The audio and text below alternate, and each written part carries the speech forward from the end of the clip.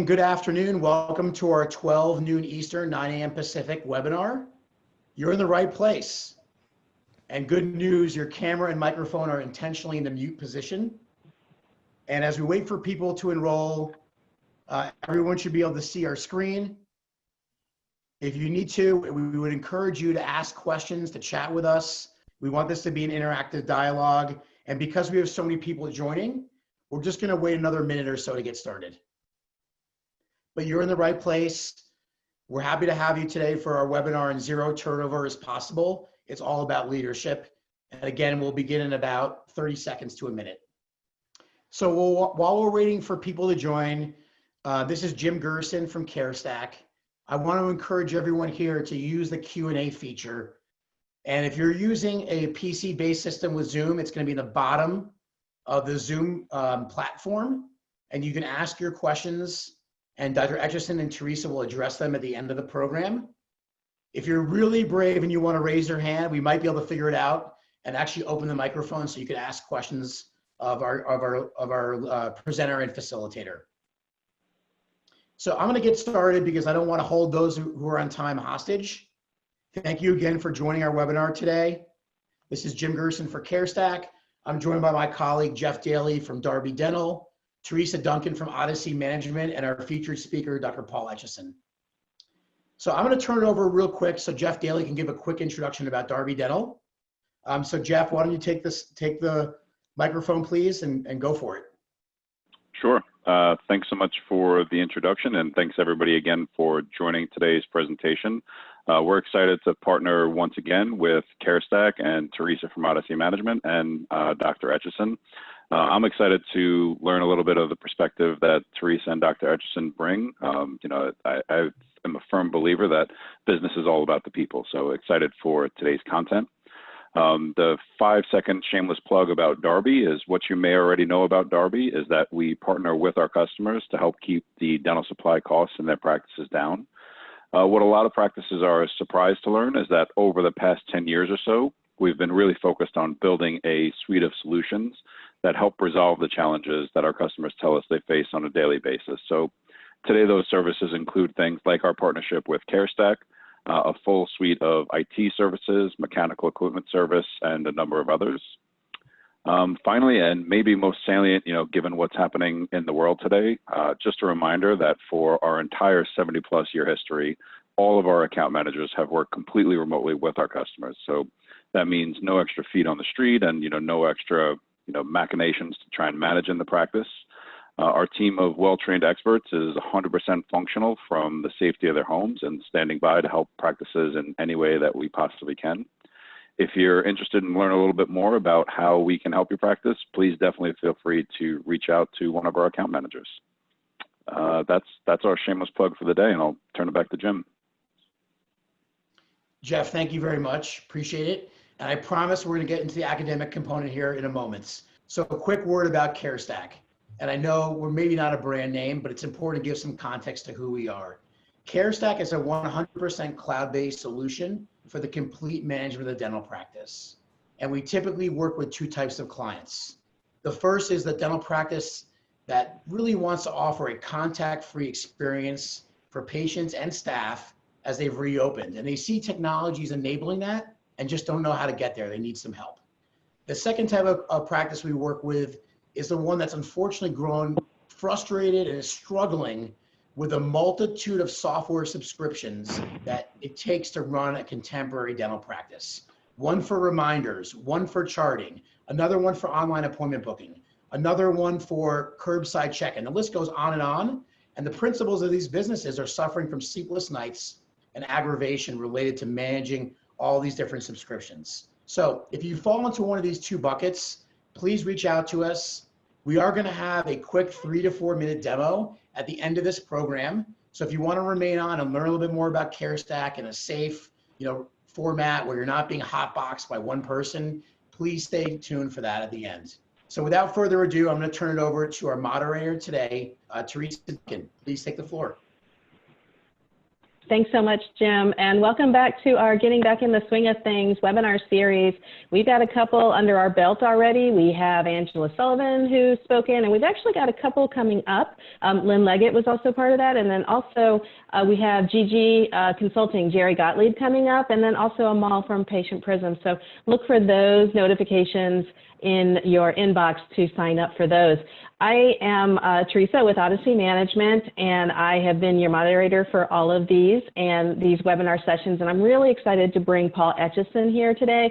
I've known Paul for many, many years, and he is a fellow podcaster. He has a podcast called Dental Practice Heroes, and he has a book called Dental Practice Hero. He also has a webinar training series it's a mentorship for doctors, and I know that many of our doctors need that kind of collegiality or collegial atmosphere in order to move forward. So I urge you to look into that.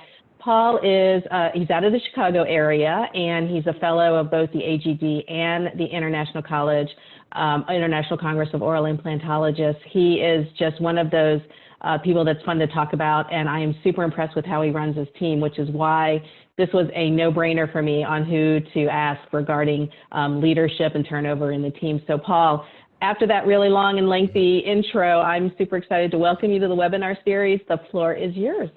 All right. Thank you so much, Teresa. And also thanks to CareStack and Darby.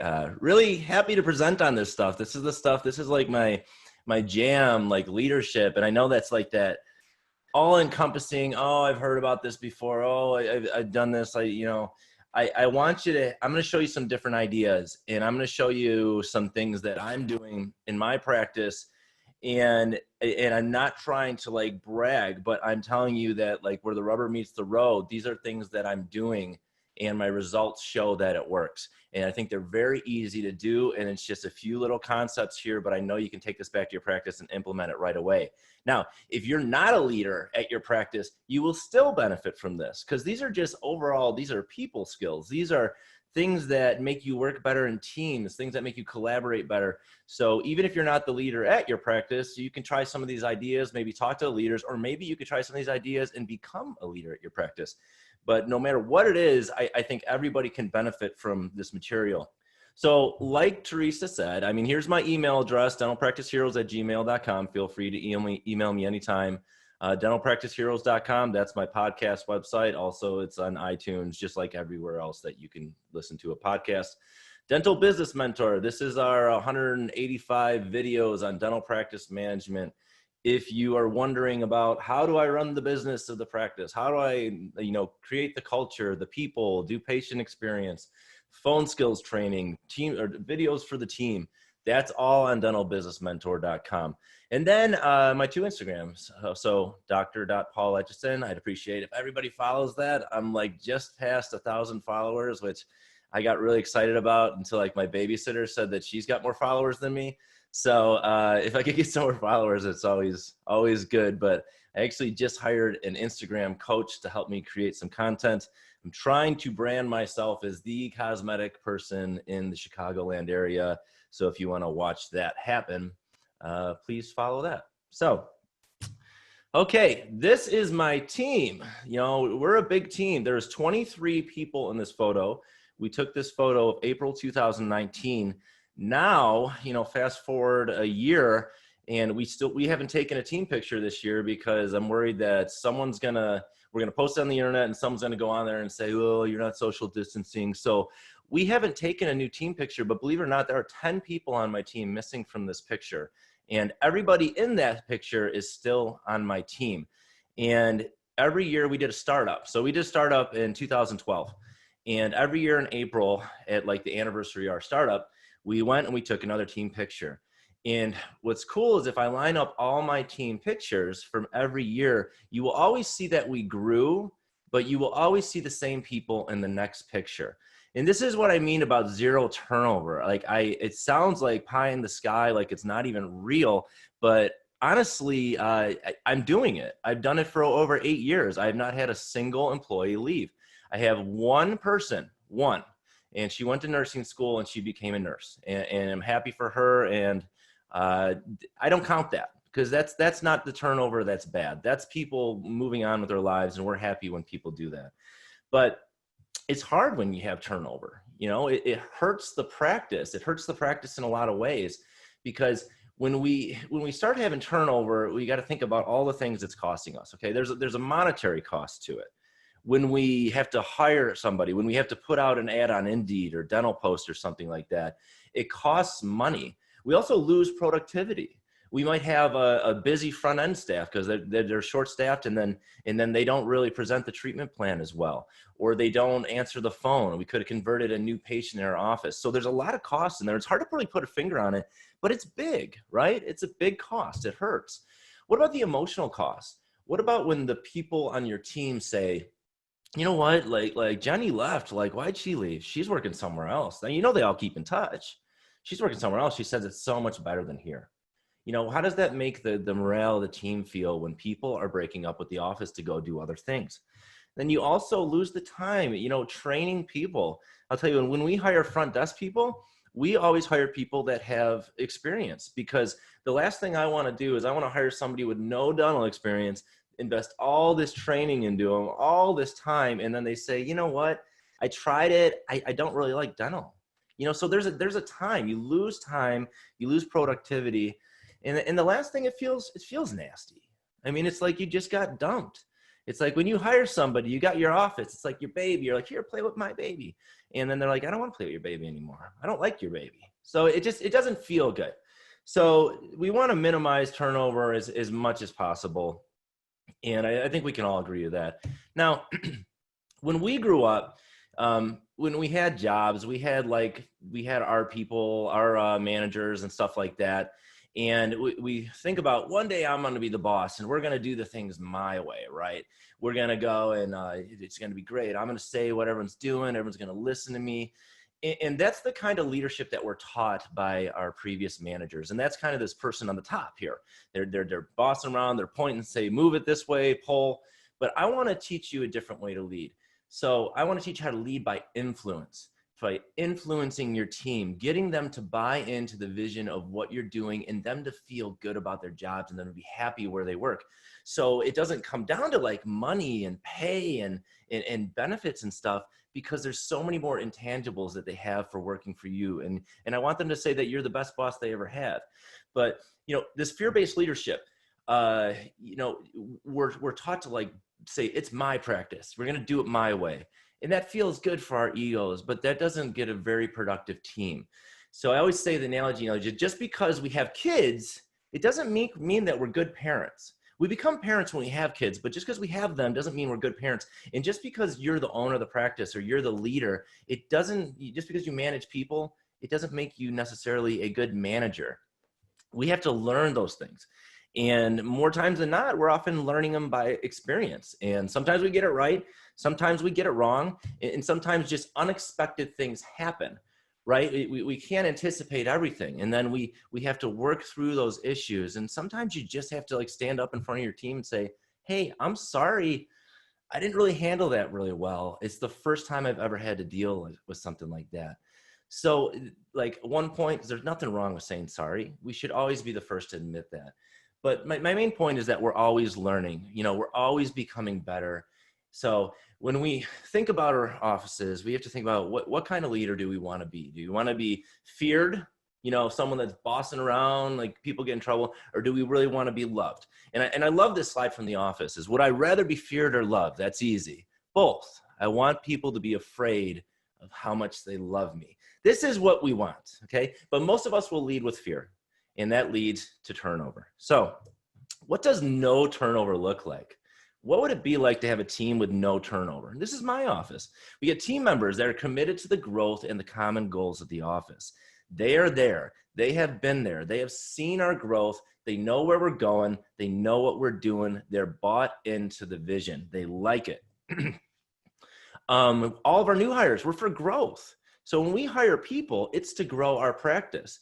Think about how many more people, like I have 33 people right now. Think of how many more people I would have had to hire if I was losing people. So I had to hire for the loss and to grow. You have to find that many good people. And as you know, sometimes good people are pretty tough to find. Every time we have hired for a position, sometimes we go through interview after interview and we're like, oh my gosh, like the applicant pool, it's awful. And then just right in the last minute, somebody sneaks in and we're like, There it is. That's the person. So, but it's hard to hire people. It's hard to find people. So if you can keep your good people, great. When you have no turnover, all of your new hires come into an office that has a great culture already. They don't have to come into an office where people are unhappy and people are constantly leaving. I remember when I had my first associateship out of dental school, and I worked at this office, and we had this new assistant come in, and she goes, "My gosh, this place is great. There's 17 chairs. It's so busy. This is like the coolest office ever." And then 2 assistants turned around and said, "Just wait, honey. In 2 weeks, you're going to hate this place." That's the kind of that's the kind of office that has high turnover. It has that culture. So we want to bring people into an existing positive culture so that they can grow within that culture. And then the last thing, hey, I mean, no turnover. Everybody knows the systems. Everybody knows what to do. And people come into an office that has great systems because you're not constantly retraining people.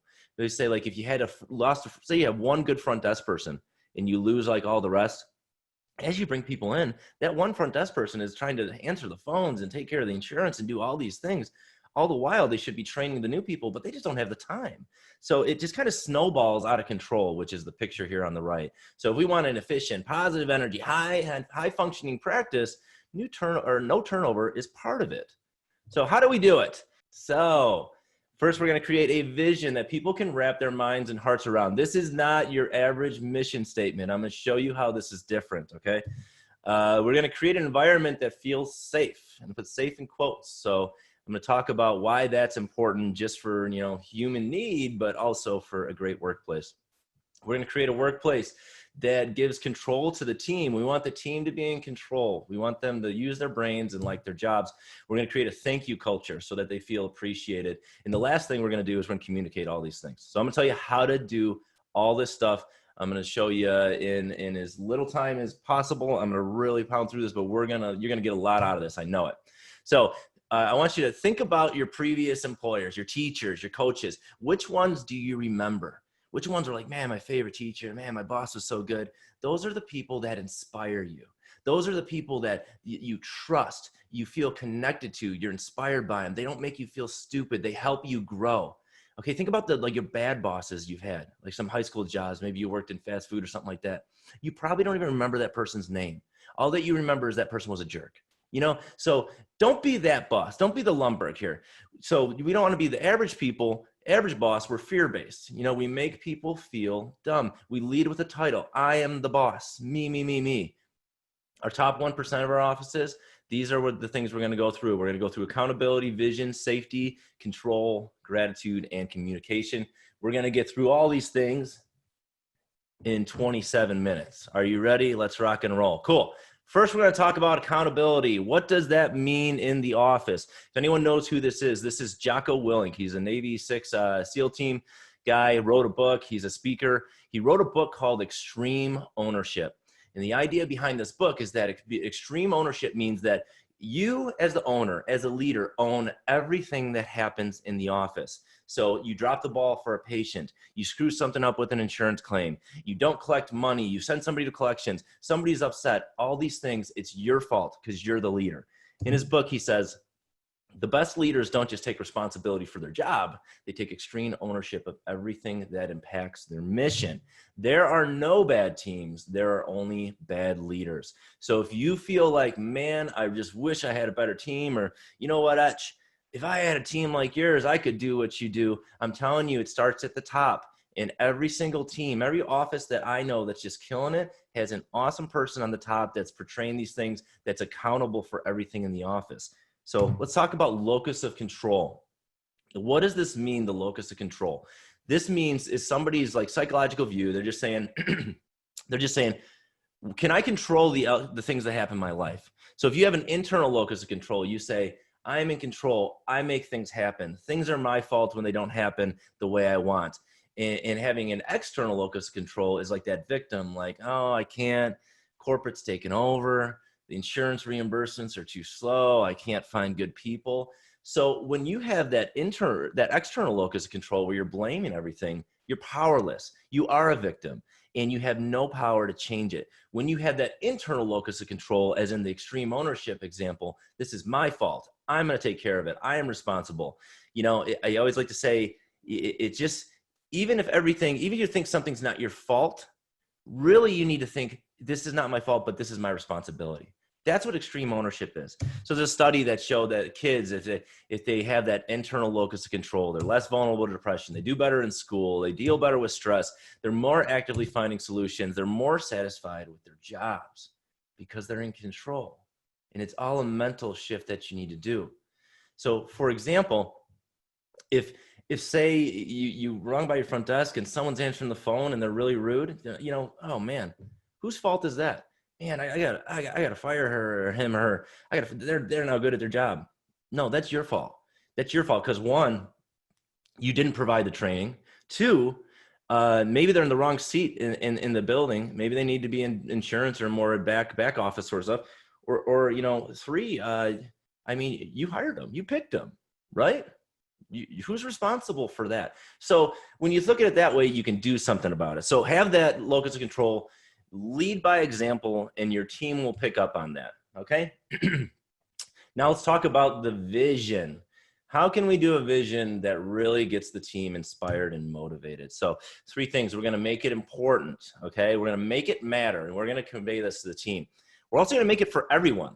You know, sometimes when we look at the vision of an office, we see that it's mostly relying on like the dentist and the clinical team. I want my vision to be for everybody. And then I'm going to make it real so it's tangible so they can feel it. So this is called Vision Story. This is an idea from Donald Miller. He also has a podcast called Story Brand. Really cool podcast, really cool business podcast. But I kind of got this idea from him and I wrote this into a document. It's about 1.5 pages, and it's also inside a document that I give to all my new hires. It's almost 22 pages. It says, who is our brand? What do we do? What do we stand for? But I want to touch on this vision story stuff because it's cool, okay? Do we make a difference in the lives of our patients? Every day, do we make a difference? So I want you to look at this slide. This is a patient of mine before like they got married. Guy loved it, crying. Oh my gosh, did we make a difference for this person? You bet. Yeah, we did. We really made a difference. So, but how many of these cases do I do a year? Maybe like 1 a month, you know, sometimes 2 a month. I don't do a lot of big cases like this. For the most part, I'm doing just day-to-day dentistry. We're doing crown, bridge, fillings, things like that, extractions. So this is an easy case where we say, wow, that really made a difference in that person's life. It's visual. I want you to think about the patients that you've made a difference in. Maybe they're high fear. Maybe they were just really afraid and you made them feel good and they were so thankful to get healthy. Maybe they were just super appreciative. They're like, oh my gosh, this is the best place. I'm gonna tell her about it. And you're like, yeah, that one person, we made a difference for. But what about everybody else, right? What about the routine stuff we do every day? What about this? What about this occlusal filling on looks like number 30, you know, or maybe 19. I think that's 19. All right. So what about that? Does that make a difference? You know, what about this? When we get all this tartar off, does that really make a difference? Are we changing people's lives? You know, if we look back to when we shut down for coronavirus, these were the non-essentials. We didn't need us for this stuff, right? But I want you to think about it this way. What are the consequences if we leave that alone, right? What happens if we don't treat it? It's very routine, but what happens if we don't treat it? So I did this. I had a meeting with my team and I asked them that question. And then I went on Facebook and I started Facebook stalking some of my patients. So I found this guy. He just came in for an SRP like 2 weeks before the meeting. I said, anyone know this? They're like, oh my gosh, yes, he's so nice. Oh, we love him so much. I said, he got his SRPs. He hadn't had his teeth cleaned in 4 or 5 years, had active gum disease. All right, it's just a cleaning, right? But did we increase the chances that he's going to be able to walk that little girl down the aisle? Did we increase the chances that he's going to be a husband that's around longer for his wife, that he's going to be a light to the world to the people around him for a longer period of time, be healthier? Yeah, we did increase the chances of that happen. We sure did. What about this girl? She's a college student. She came home and had like a DO on number 13. Big deal. DO 13. Do it all the time. No big deal. But what if she didn't come home? What if she was scared of the dentist? What if we didn't make it easy for her and made it into layer fears and make her feel comfortable at our office? What would she have done? Maybe she stays there. Maybe she lets that 13 DO turn into a root canal. Maybe she's so scared of getting the root canal done that eventually, you know, it travels to the other teeth. Maybe she's got rampant decay. She's like 30. She comes in, she goes, I can't take the pain anymore. I'm scared to smile. I'm covering my mouth. What can we do, doc? And I said, well, you want to keep your teeth? It's going to be $25,000. You need a full mouth rehab. I don't have $25,000. So she goes away. Then she comes back when teeth are in pain. she just gets them distracted, only when she has to, till eventually she's like 35 and we completely edentulate her. We take out all her teeth. Now she's wearing dentures because she couldn't afford like the implants or anything like that. So she's doing dentures. Now she can't eat vegetables. She has trouble eating. You know, she's scared to go out to eat with friends because she's worried her denture's going to fall out her mouth. All this stuff, she becomes like a dental cripple. Where did it start? Where was the first thing that happened? It was 13DO. That's where it started. 13DO. So, you know, think about what are the macro level problems that come from people not getting dental treatment. So here's another family. The parents, the kids, they all have come and they all have great dental health. These kids are going to have kids of their own that are probably going to have great dental health because they see that it's important. This is the difference that we make in our offices. And who makes that difference? Our goal is to make it easy for our patients to say yes, to make it easy for them to say yes, to take care of them, to make them feel comfortable, and to provide such a great patient experience that they will tell their friends so we can help more people. Who's responsible for that? Well, it's the person answering the phone. It's the dental assistant seating the patient and helping with the procedure. It's the dentist. It's the hygienist. It's the person checking on the insurance to make sure that it works, that the numbers are right. It's the billing department. Everybody plays a part in all this stuff. So I want you to convey that to your team, that everything we do, though you might think you're just picking up another phone, that you're just seating another patient, doing another prophy, there are big consequences if we don't provide that health for people. And it's our job as healthcare providers to provide it in a manner that they want to get it done, and then we make it easy for them. So that's how you create a vision that inspires your team and that's real. It's tangible. They can see it. They see the real people from your office. Do that in a meeting. I promise you, you're going to open some eyes. Okay. Safety. What does it mean to have a safe practice? Does anyone know what this is? Okay.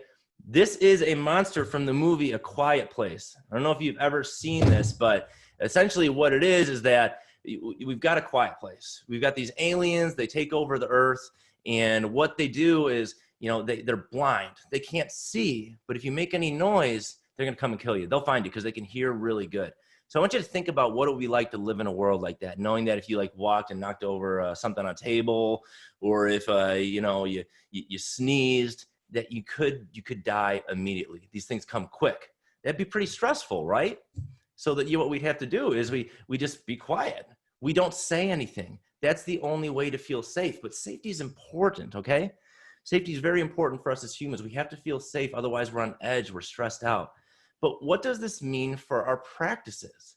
So, you know, just like safety at home, we also need safety at the practice. Now, I want you to think about something. Communication, just in general, when we communicate to each other. Communication in itself is a risk. It is a risk to communicate to someone. When I tell you something, I risk that you might judge me negatively. You might say like, you're making judgments. I take a risk when I speak something, okay?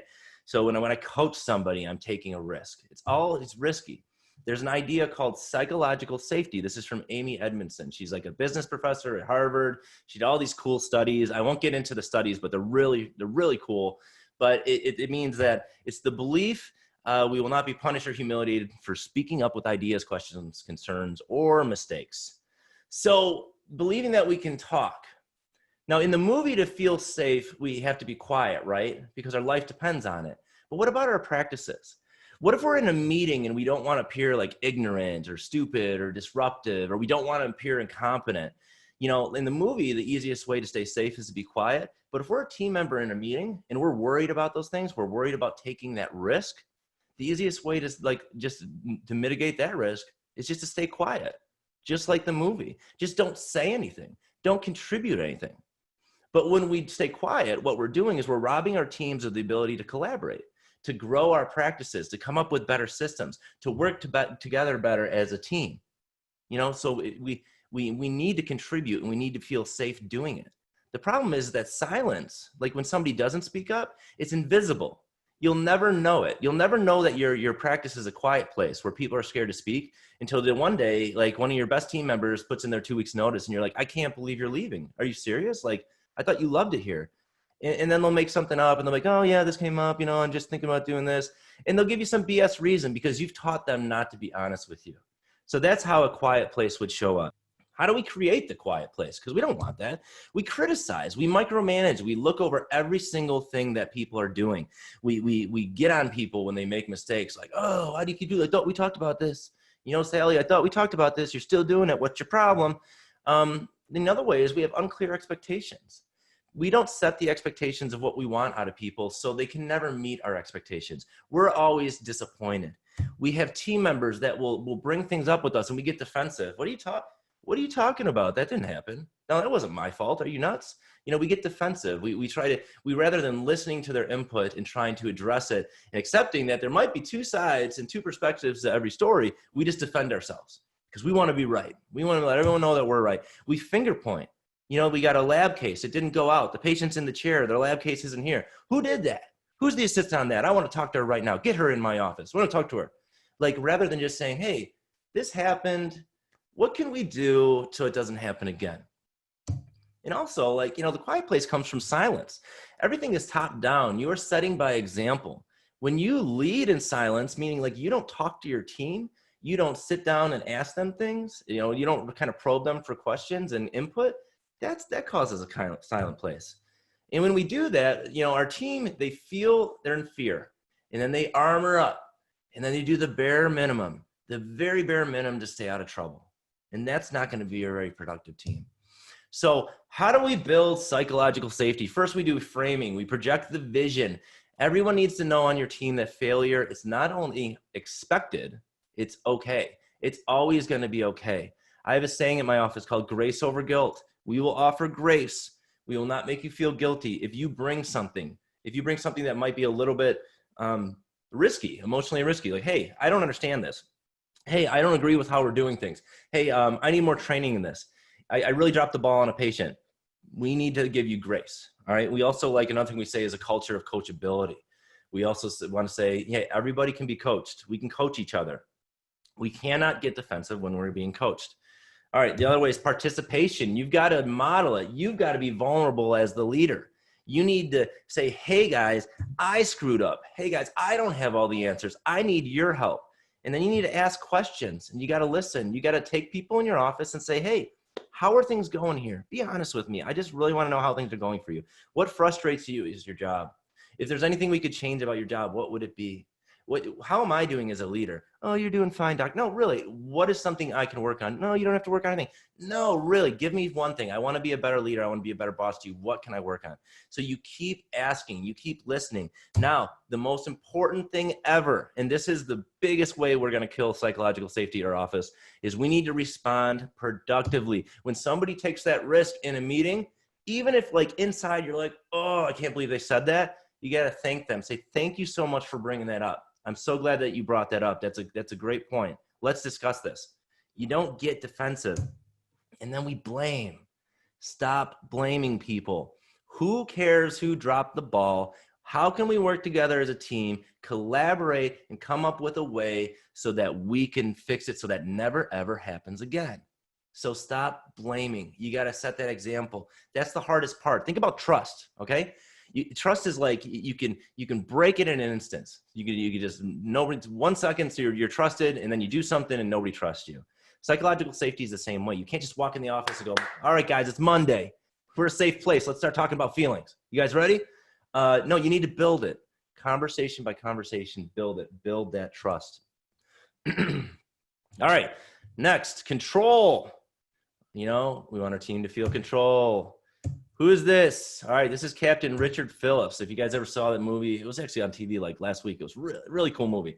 But he was on this this big barge, you know, coming across the ocean, and he got hijacked by Somalian pirates. They eventually took a hostage situation. They got him in this lifeboat, and you got three, like 6 team members, or Navy SEAL 6 team members. And they're sitting there with their sniper rifles, and they shot all 3 of the pirates through these little tiny windows here, like simultaneously. So I want to ask you, who made that decision to shoot those people? Was it Obama on the phone, like, yeah, go for it, do it? Or was it like, you know, some guy sitting on land via radio, yeah, shoot now? No, the people that made that decision was the SEAL team. They did it. The people on the front lines, the people that could see what was going on, use their brains, and act on it. So I want you to think about the fact you need to get information from your people on the front line. They know the problems at your practice. You don't know all of them. You need to ask. There's something called the Whitehall studies. This was a study done a really long time ago, and it was looking at the British civil service, which is this big bureaucracy in Britain. And what they wanted to see was who has more stress in an organization. They know probably people at the top, right? I mean, they got more responsibilities, more people under them, a lot more pressure. But what they found was it was actually the people on the bottom that had the more stress.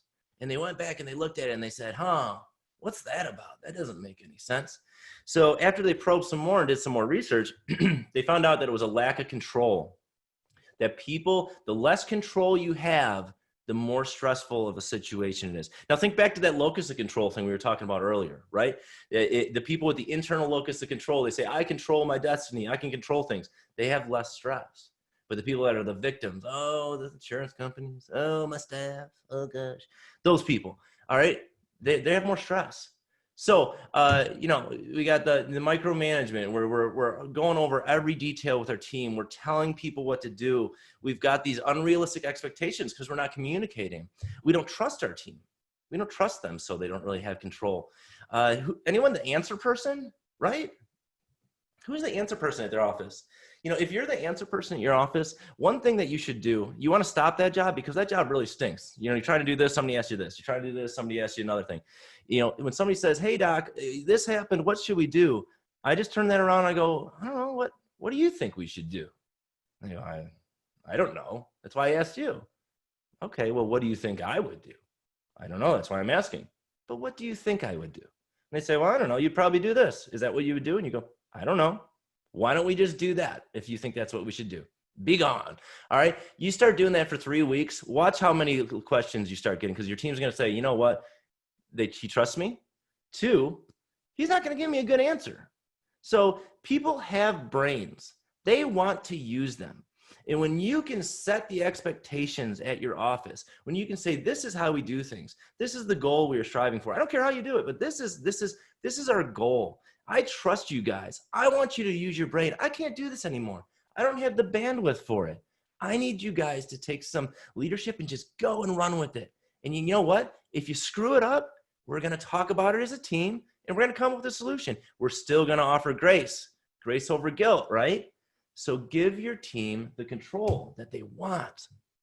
The last thing, gratitude.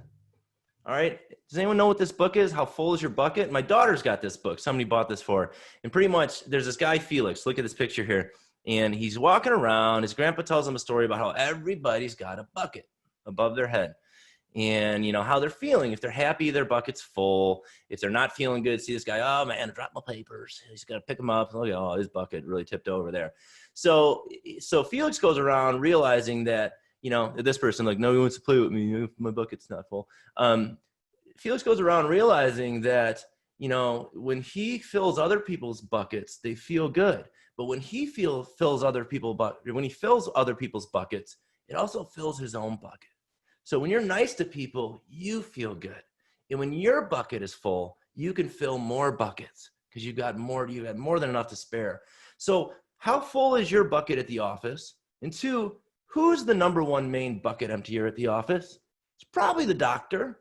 Usually is. Maybe it's not. Maybe it's like some hygienist. Maybe it's the office manager. It could be somebody, but somebody is the bucket dumper.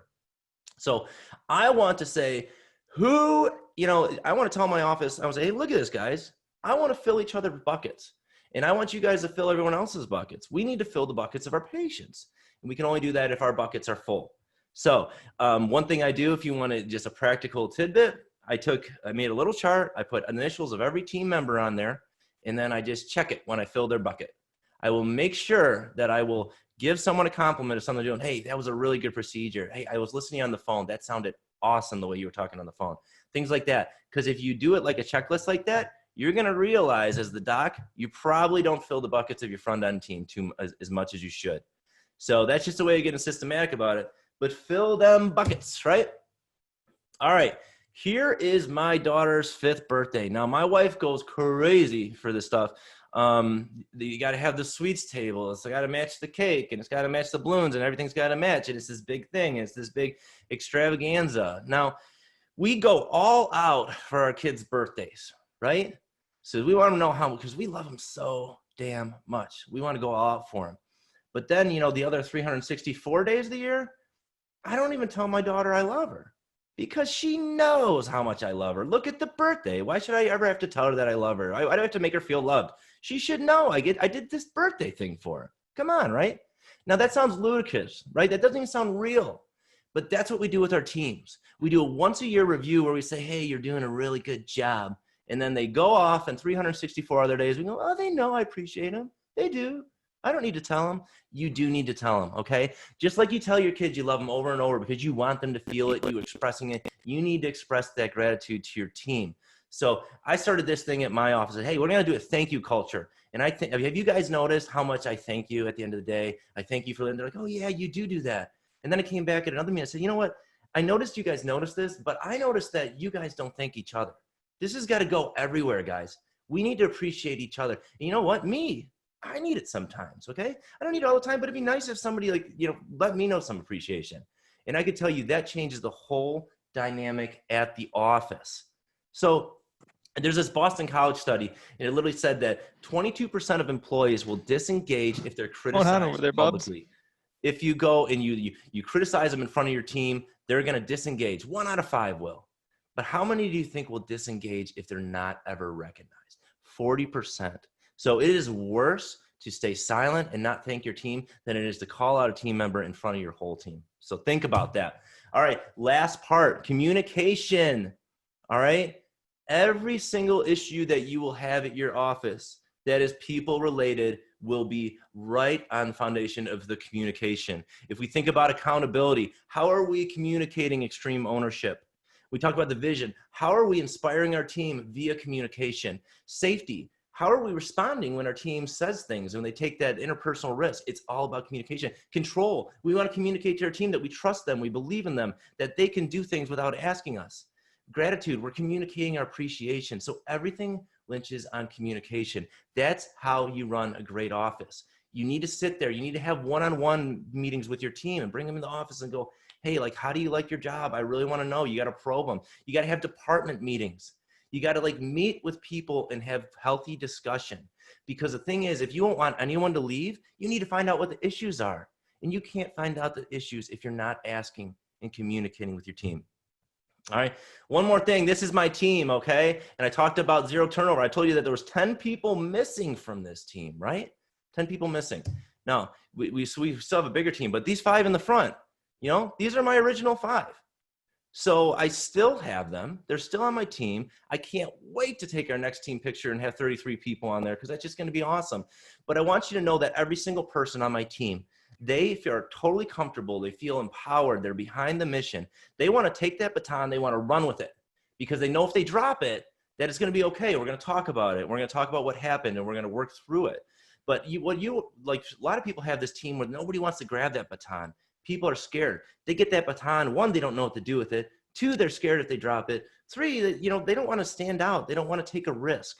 So you need to be the leader that does these things differently. And I'm telling you, this stuff's not hard to do. It's very easy to do. It just takes the energy and the time.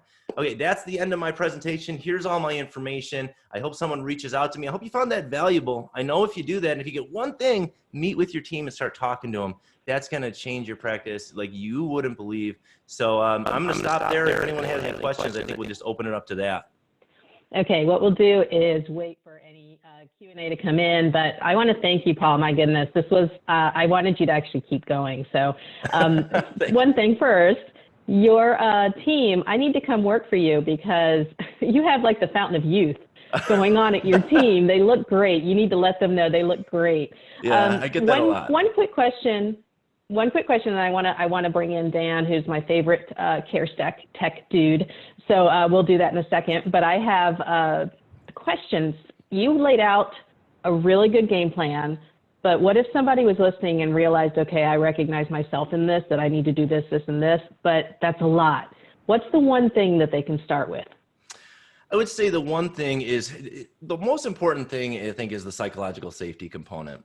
in that vulnerability. We don't want to lead with a title. We want to be vulnerable. We want to be real. So if somebody's like, gosh, you know what, that's me. And this is how it is. You know, these are not top things that I've like invented. These are things that I've read books on. I say, oh my gosh, there's part of me in that. So if this is you, have a meeting, say, hey guys, I'm really thinking about the way that I'm leading this organization. I want to change. I need some help. I need some feedback.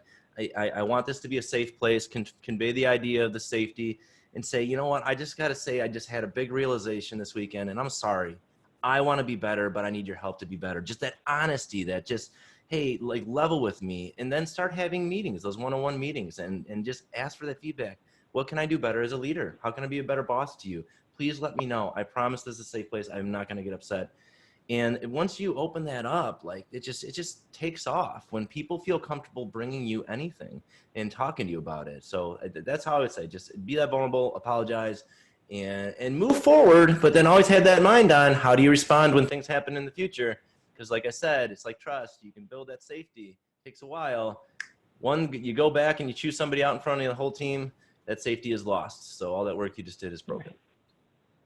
Yeah, that grace over guilt is great. I mean, it resonated. Ellen has a question for you. She says, I definitely resonate with grace over guilt. And what is your process when you find out someone on your team has lied to you? Oh, someone has lied to me. That's a tough one because I'm not so sure that I guess if someone lied to me because they were trying to hide something or somebody, well, I guess that would be most situations. I would really evaluate how comfortable that person feels making those mistakes and admitting those mistakes. I always say I want my team to be more afraid of letting the patient down than they are about looking stupid in front of their team member. But then it comes down to, it would be a meeting. It'd be me and you. Hey, let's talk about this. I know that you lied about this. Tell me why you lied and why you felt like you had to do that. And just get into the bottom of it. Why do you feel this way? And they'll say, well, because you do this. And you're like, oh my gosh, because you do this, you make me feel, I don't feel like I can tell you anything, or something like that. And the unsafe person's going to say, hey, no, I don't do that. What are you talking about? But the person that wants to create safety and go forward says, you know what? I didn't realize that I make you feel like that. I'm really sorry. I'm going to work on that. And if you ever feel like that again around me, please let me know because I don't want you to feel that way. That's great. Oh, let me see this. Let me see if there's another question here. Okay, looks like it's okay. Really good question from Ellen, because that really sparks a memory for me where we had somebody who felt like they needed to kind of shade why they were looking for another job. So this kind of ties in. We are in a situation now in this economy and the industry where that we're losing people to other offices. There's poaching going on. You managed to keep yours. Benefits are a huge thing. How does your pay factor into this? Do you feel like you're paying them enough to keep them from looking around? Good question. And I get that question a lot. It's funny to say the poaching. Like I have been guilty of poaching a few times and I feel awful about it. Like, but we'll hire one person and then they'll say, oh, God, like I'm talking to them, do we need another front desk person? Like my old friend at the other office, she was great. Let's bring her over. So I'm just like, oh gosh, I'm like cleaning out an entire office. But good people want to move. Keep your good people. That's going to bite me in the ass one day. I know the karma's going to come around. Do I pay them like crazy? They're on the upper end of their scale. I do not pay them extremely high. We have bonus structures in place that are performance-based, and they can, I'll share that profit, but my payroll is less than 25%. So it's right in line with where it should be. They are paid on the upper end of the scale, but they're not at the top of the scale by any means. I mean, I'm in a PPO practice. It's 85% PPO. If I was fee for service, we're getting insane fees. That'd be a different story. I'd share that love, but we have PPO fees just like everybody else. So like I said, I think they stay for other intangible reasons. I mean, they don't want to leave that family. We're a family at the office. We all hang out together. We do a lot of events. We haven't been doing anything with the coronavirus, but we go places together. We go to the bar after meetings. And I'm not saying like I'm like best friends with my team, but they are all best friends with each other. And I'm part of that. Not every time, but a lot of the times. And they feel comfortable around me, and I feel comfortable around them. So it's more than just pay. It's about purpose. And like I said, that control, and that you want someone to take ownership in your office, give them some responsibilities and don't micromanage them. Let them run with it. And if they screw it up, be okay with it, because that's okay. You screw up things too. We all do. We do. Yeah. Grace over guilt.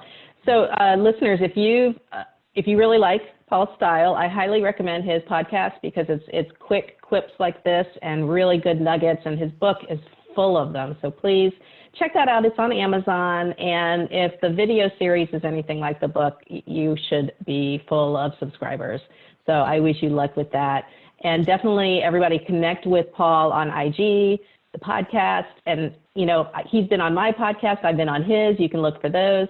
And if the concept of a dental home resonates with you, you may want to go back and listen to Angela Sullivan's webinar that we had with her, where she talks about how to make your office a dental home for the employees, not patients, but for the employees. So with that, thank you again, Paul. I appreciate it very much. And if any other questions roll in, we'll come back to you. But right now I'm going to introduce Dan Hall from CareStack, who is, again, my favorite tech person over at CareStack. And he's just going to show you a little bit of what's on his mind with the software. What you got, Dan?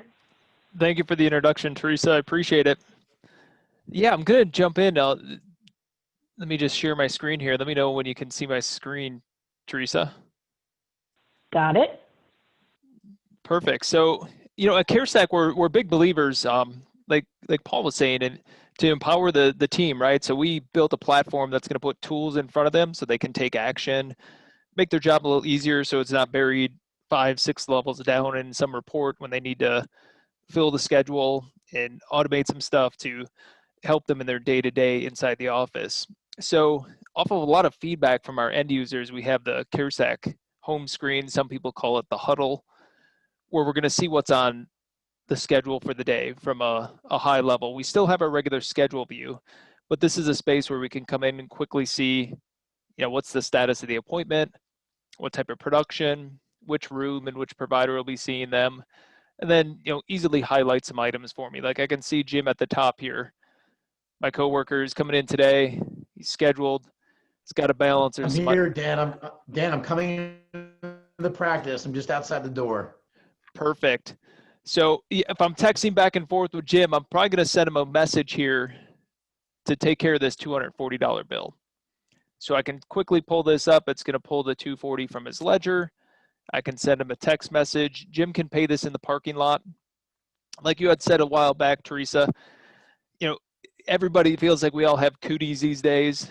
And I think most offices feel they reside on that clipboard and the credit card terminal. So our team built text to pay, so this way they can just pay from their own device. And I think Jim has the text messages, is going to share it on his. I do. This is kind of like 1980s style to hold up my phone.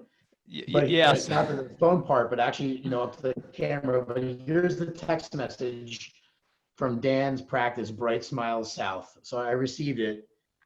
And the neat thing for me as a patient is I don't need to create a login and a password to pay my invoice. Patients don't want to do that. And we've heard that over 3/4 of, or 75% of these requests to make payments fall out because they have to go and create a username and password. So there it is, Dan. You said $240. I can go ahead. It's a HIPAA compliant site and I can make payment right here. So back to you. Just wanted to show that off. Thank you, Jim. And to build off that, another piece that we were hearing is, you know, during COVID as well, is to book their own appointment. It's going to free up time. And we have a couple of pieces, right? We can do the text to pay so they're not crowding around the front desk. So the staff, we know they're fielding phone calls during this tumultuous time. We also have our curbside check-in. Like Jim was saying, I'm waiting here. I'm outside in the parking lot, maybe curbside. Because we heard from our end users and we heard them loud and clear. They're like, okay, we're taking people, we're checking them in over the phone, but we're missing a lot of calls from new patients. So we developed the last leg of the check-in process. Like Jim stated, you know, we got the message, I'm here. He replies back, he confirms his appointment. It changes it in the schedule from confirmed to arrived and checking in. And we have the flexibility of when we're going to send this out to Jim, like how many minutes before his appointment. So that way he can check in curbside and free up that time for the front desk staff to stay focused on the patients in front of them or fielding other phone calls. And then I'm going to jump into the one piece as well too, is to more self-serve, right? You know, we heard people need that flexibility, a lot like text to pay. Gen Zs, millennials, they're going to expect to land on your website and take action. So I'm going to bring over my website for Bright Smiles, show it in a different tab here. So this way, as the patient lands on the website for Bright Smiles, they can do a few things, right? They can go in and actually log in as a patient to be able to jump in and fill out their forms, pay their bill, etc. But they can also book an appointment. So in my environment here, I have a few locations I'm going to be able to choose from where I can jump in, click on that. And Jim, what was that stat? We had just, from feedback, was it like 67% want to hit a website and Yeah, it's amazing. Like, it's not just Gen Z and millennials, but like 65% of the patients that have been polled by sources, and we're going from like people like Dental Intel and Local Med who are doing this research, and it's benefiting everyone. They want to be able to book appointments online, just like they do with food delivery and taking a cab to the airport via Lyft or Uber. And so this is just whether you're there philosophically or not, I just want to be frank, patients want to see this on your website, and that's what we hear too. And then they choose their time. But we do put up guardrails, because I think, Jim, like, I don't think it's philosophical. I think it's just a fear of I'm bolting something onto EagleSoft that has to sync over, or maybe the appointment request just drops into an inbox somewhere, somebody's email, I'm not sure whose. Right. Whereas here, we can just determine like what type of appointment they can book for. That's all they're going to have access to. Those times are blocked out in your schedule.